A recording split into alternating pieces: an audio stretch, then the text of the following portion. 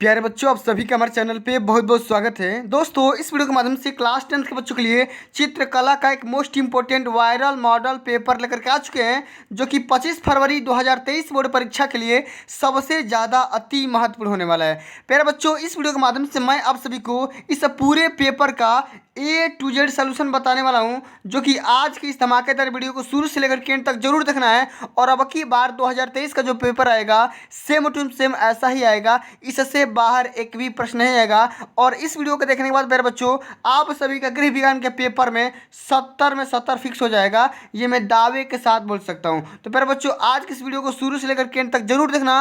Video को like कर देना, शेयर कर देना। अगर चैनल पर नए हैं तो चैनल को भी सब्सक्राइब करके साथ में सारे बेल आइकन प्रेस जरूर करना। आइए सबसे पहले समझते हैं, आप सभी का जो भी ड्राइंग का पेपर आएगा, आर्ट का पेपर आएगा, यानी कि चित्रकला का पेपर आएगा, सेम टू सेम ऐसा ही आएगा जैसे कि मैं आप सभी को इस वीडियो के माध्यम से बताने वाला हूं। समय आपका सेम रहेगा 3 घंटा 15 मिनट, और आपका मैक्सिमम मार्क्स यानी कि पूर्णांक भी सेम टू सेम यही रहने वाला है। ठीक है, सबसे पहले मेरे बच्चों एक एक प्रश्नों को ध्यान से देखेंगे।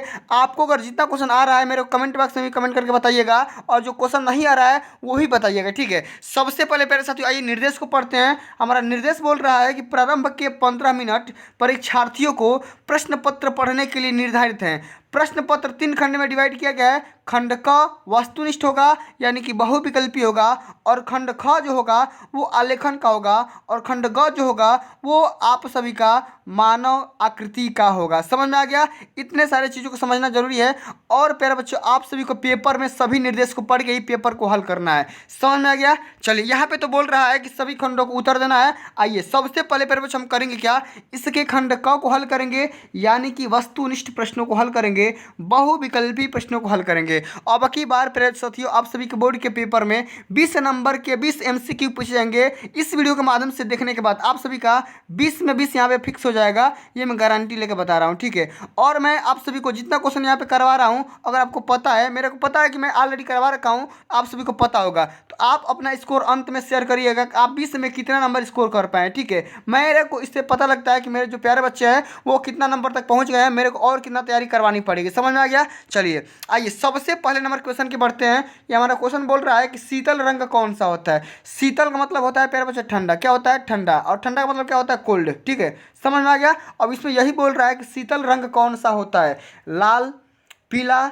बैगनी या हरा। मेरे को अभी कभी तुरंत कमेंट बॉक्स में छाप करके बताओ कि शीतल रंग कौन सा होता है। मेरे को पता है कि आप सभी लोग को पता है, ठीक है, कि इसका राइट आंसर क्या होगा। ठीक है, बहुत ही करेक्ट आंसर आ रहा है बच्चों को कि शीतल रंग का जो रंग होता है वो किसे बोलते हैं, वो हम बोलते हैं हरे रंग का। फिर बच्चों ये जो देखो, ये जो पेपर है ऑलरेडी टिक किया हुआ है, लेकिन इसमें बहुत सारी गलतियाँ हैं। ठीक है, तो आप सभी को उस पर ध्यान नहीं देना है, आपको अपने हिसाब से अपने मन दिमाग से आंसर देना है। समझ में आ गया? चलिए अगला हमको सुन दिया गया है कि अजंता की गुफाओं की पेंटिंग किस काल की है। मुगल काल की, गुप्त काल की, बौद्ध काल की या जैन काल की। तो अजंता की गुफाओं की जो पेंटिंग है वो प्यारे बच्चों हो जाएगी बौद्ध काल की। ऑप्शन नंबर तीसरा बिल्कुल यहाँ पे राइट आंसर हो जाएगा। समझ में आ गया?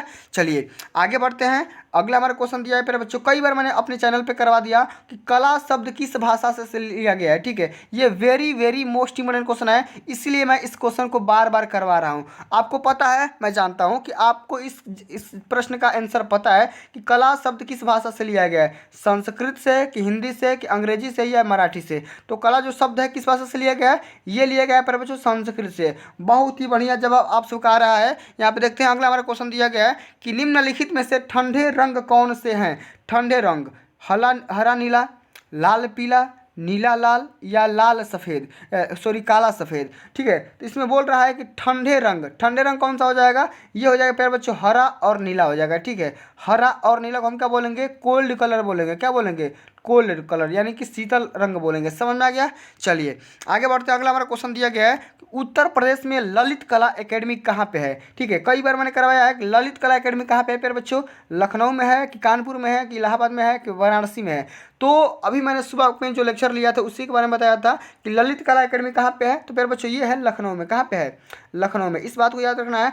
ऑप्शन नंबर है बिल्कुल ही इस क्वेश्चन का राइट आंसर हो जाएगा। ठीक है, एक एक क्वेश्चन को आराम से करेंगे। आप लोग वीडियो को शुरू से लेकर एंड तक जरूर देखेंगे। ठीक है, और एक बार प्यार से वीडियो को लाइक कर दो, क्योंकि व्यूज़ बहुत ज़्यादा आता है लेकिन लाइक आप लोग करते नहीं हो। ठीक है, भूल जाते हो। अभी कभी तुरंत लाइक कर दो। ठीक है, ज़्यादा टाइम नहीं लगता है। ठीक है, लाइक करने में मात्र 1 सेकंड का समय लगेगा। आराम से वीडियो को लाइक कर दो, शेयर कर दो, उसके बाद वीडियो को देखते रहो। ठीक है, चलो अगला हमारा क्वेश्चन पूछा गया प्यारे बच्चों कि सूर्य की रश्मियों में कितने रंग पाए जाते हैं। जो भी हमारे सूर्य की किरणें होती है इसमें कितने कलर होते हैं। ठीक है, कई बार मैंने ऑलरेडी बता रखा हूँ और ये बोर्ड के पेपर में 100% पूछा जाएगा। ठीक है, एकदम यही सब पूछा जाएगा जितना मैं आप सभी को बता रहा हूँ। ठीक है, तो सूर्य की रोशनी में कितने माने कि रंग होते हैं।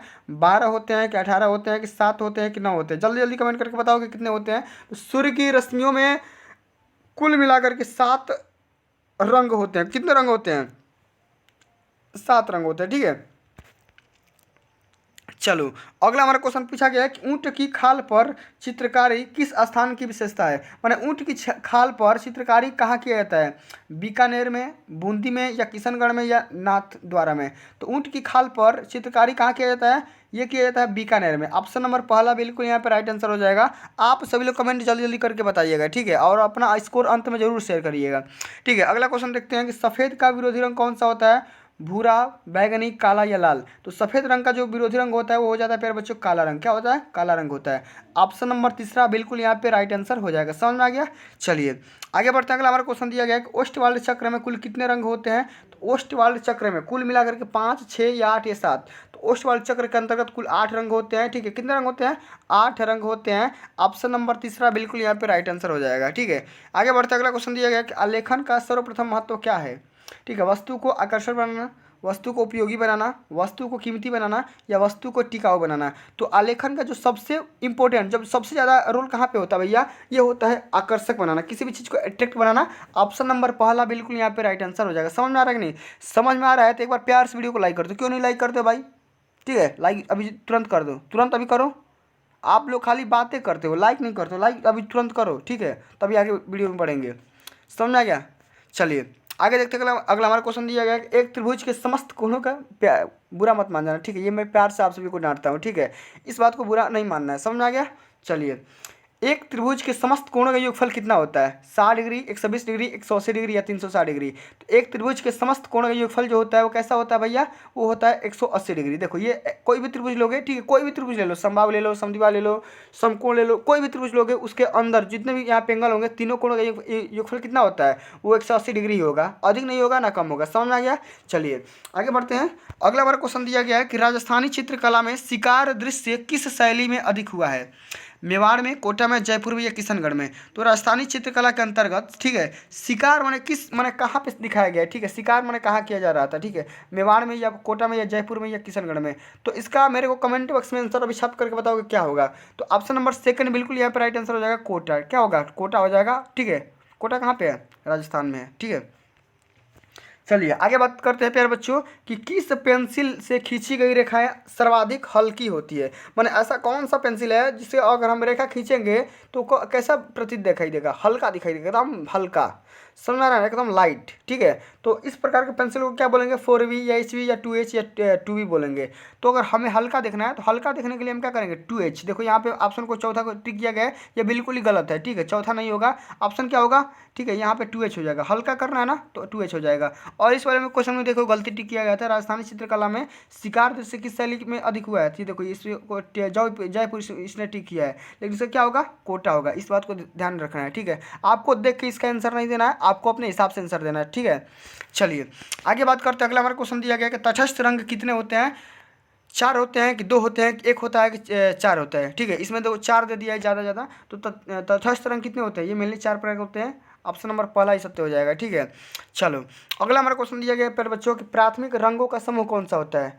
प्राथमिक रंग किसे बोलते हैं? लाल, पीला, नीला को, या काला, भूरा, काला को, सफ़ेद को, या पीला, हरा, सफ़ेद को, हरा को बोलेंगे, कि या नारंगी, हरा और बैंगनी को बोलेंगे। तो प्राथमिक रंगों का जो समूह होता है वो होता है लाल होता है, पीला होता है और नीला होता है। क्या होता है? लाल होता है, पीला होता है और क्या होता है? नीला होता है। समझ में आ गया? चलिए आगे बात करते हैं। अगला क्वेश्चन दिया गया है कि लोक शैली के चित्रकार हैं यामिनी राय, शैलेंद्र डे, वेंद्र या अमृता शेरगिल। ठीक है, तो इसका आंसर मेरे को कमेंट बॉक्स में छाप करके जरूर बताना कि लोक शैली के चित्रकार कौन थे। ठीक है, इसका मेरे को आंसर कमेंट बॉक्स में अभी कभी चाहिए। ठीक है, ठीक है, इसका मैं आंसर नहीं बताऊंगा क्योंकि मैं सुबह मैं ऑलरेडी बता रखा हूँ। ठीक है, जो भी मेरे प्यारे स्टूडेंट्स हैं पुराने वाले, उनको पता है। ठीक है चलिए, अब अगला क्वेश्चन दिया गया कि वास्तुकला, मूर्तिकला और चित्रकला की त्रिवेणी किन गुफाओं को कहा जाता है? यह बाघ गुफा, बादामी गुफा या अजंता गुफा या जोगी मारा। तो किसे बोलते हैं भैया? ये बोलते हैं अजंता गुफा को बोलते हैं। किसको बोलते हैं? अजंता गुफा को। ऑप्शन नंबर तीसरा बिल्कुल यहाँ पे राइट आंसर हो जाएगा। समझ में आ गया? चलिए आगे देखते हैं। अगला क्वेश्चन दिया गया कि कौन सा रंग इंद्रधनुष का नहीं है? मैंने इसमें ऐसा कौन सा रंग है जो इसमें इंद्रधनुष में नहीं पाया जाता है? काला होगा कि पीला होगा कि हरा होगा कि नीला होगा? तो इसमें काला हो जाएगा क्योंकि काला रंग जो होता है इंद्रधनुष के अंतर्गत नहीं पाया जाता है। समझ में आ गया? ऑप्शन नंबर पहला बिल्कुल यहाँ पे राइट आंसर हो जाएगा। ठीक है, चलिए आगे बढ़ते हैं। अगला हमारा क्वेश्चन दिया गया कौन सी पेंसिल से बनाई गई रेखाएं अधिक काली होती है? माने कौन सी पेंसिल से बनाई गई रेखाएं अधिक काली होती है? HB या H या 2B या 2H? तो ये होता है प्यारे बच्चों, अधिक का काला बनाना है तो ज़्यादा ये भारी हो जाएगा, 2B हो जाएगा। ऑप्शन नंबर सेकंड बिल्कुल यहाँ पे राइट आंसर हो जाएगा। ठीक है, आगे बढ़ते हैं। अगला क्वेश्चन MCQ का सबसे अंतिम नंबर क्वेश्चन है कि चित्रकला किससे संबंधित है? मेघदूत से, रामायण से, महाभारत से या हेरिटेज ऑफ इंडिया से? तो जो हमारा आर्ट है, ड्राइंग है, ये हमारा किससे संबंधित है? ये हेरिटेज ऑफ इंडिया से। समझ में आ गया? इतना बात अगर समझ में आ गया, पूरा 20 क्वेश्चन समझ में आ गया है, एक बार थम्स अप कर दो। ठीक है, सभी लोग से रिक्वेस्ट है एक बार वीडियो को लाइक कर दो। ठीक है, तभी आगे बढ़ेंगे। आओ आगे हम बात करेंगे। अगला हमारा क्वेश्चन दिया गया आलेखन वाला। ठीक है, आलेखन को देखेंगे, फिर यहाँ पे प्राविधिक को देखेंगे, सभी सेक्शनों को देखने वाले हैं। ठीक है, आप लोग आराम से बस खाली वीडियो को देखते रहो, अंत तक समझते रहो। ठीक है, और सबसे मेरा पहला क्वेश्चन ये बोल रहा है कि 16 सेंटीमीटर व्यास के एक वृत्त के पूर्ण इकाई वाले मौलिक अलंकारिक आलेखन बनाइए तथा उसे किसी भारतीय पुष्प, पत्तियों एवं कलियों से अलंकृत करिए। आलेखन में 3 जल रंगों का प्रयोग करिए। सबसे पहले क्या करना है? एक 16 सेंटीमीटर व्यास का क्या करना है? एक आप सभी को क्या करना है? एक वृत्त बनाना है जिसका रेडियस क्या होगा? 16 सेंटीमीटर होगा। इतना बात समझ में आ गया? और इसी में क्या करना है आप सभी को? एक भारतीय पुष्प बनाना है। भारतीय पुष्प मतलब कि गुलाब या कमल का या जो मन करे आप सभी को। ठीक है, गेंदा का जो मन करे वो आप सभी को बना सकते हैं। गुलाब का फूल बना सकते हैं, साथ में पत्तियाँ उसको बनाना है और कलियाँ भी बनाना है। इतने सारी चीज़ों को बनाना है। समझ में आ गया? और इसको बनाने के लिए आप सभी को कुछ निर्देश भी दिए जाते हैं किस किस चीज़ पे आप सभी को ज़्यादा टाइम देना है और ज़्यादा इंपॉर्टेंस देना है। समझ में आ गया? उस बात को ध्यान में रखना है। अगर आपको वो नहीं बनाना तो यही बना सकते हो कि 10 सेंटीमीटर भुजा के एक वर्ग के केंद्र के लिए उपयुक्त एक आलेखन की रचना करिए जिसमें एक किसी भारतीय पुष्प, कलियों और पत्तियों का सुंदर संयोजन हो। समझ में आ गया? वो क्या था? वो आपका वृत्त था, लेकिन ये क्या है? एक वर्ग है, स्क्वायर है। और स्क्वायर का कितना वो डायमेंशन है? 10 लेना है। ठीक है, समझ आ गया? और इस पर ध्यान देना है भैया। किस पे? सबसे पहले मौलिकता पे ध्यान देना है, उसके बाद संयोजन पे, उसके बाद उत्तम रंग संपत्ति पे और उसके बाद सामान्य प्रभाव पे आप सभी को ध्यान देना है। देखो इतने बातों पे अगर ध्यान दोगे ना तो आपका नंबर नहीं कटेगा, ये मैं दावे के साथ बोल रहा हूँ।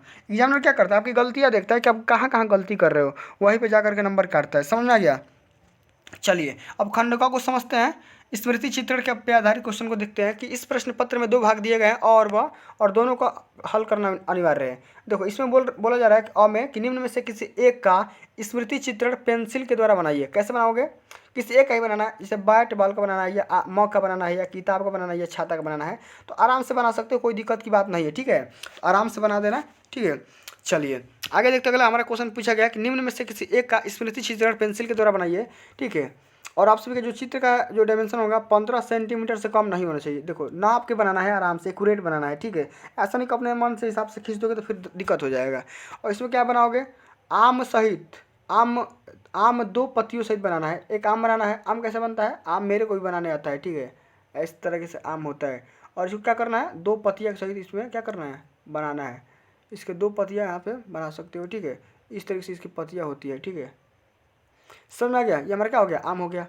चलिए आम बनाना है, भिंडी बनाना है, फिर पपीता बनाना है, उसके बाद क्या बनाना है? गाजर बनाना है। ठीक है, तो सभी क्वेश्चन आसान है, आराम से कर सकते हो। और मैंने जो मेरे को बताने वाला था वह भी कल भी बता दिया हूँ। ठीक है, कल के लेक्चर में आप सभी को इसके एक मैराथन क्लास आने वाली है जो कि आप सभी को बहुविकल्पी और जितने मोस्ट इंपोर्टेंट क्वेश्चन है सभी क्वेश्चन बताए जाएंगे। ठीक है, तो कल के मैराथन क्लास के लिए आप सभी लोग तैयार रहिएगा। कल नहीं, मैंने आज ही के डेट में, लेकिन आप सभी को टाइम बताया जाएगा।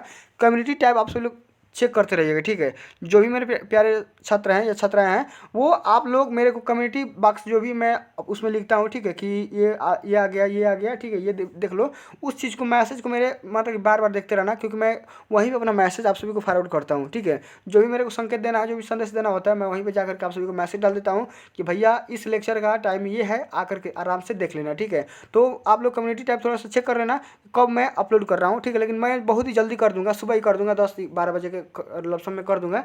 आप लोग उसको जरूर देखिएगा, क्योंकि वो एक महामाराथन क्लास होने वाली है। अगर उस क्लास को देख लेते हो ना प्यारे बच्चों, तो 70 में 70 आपका कोई नहीं रोक सकता है, ठीक है। 70 में 70 कोई नहीं रोक सकता है, ये मैं दावे के साथ बोल रहा हूँ।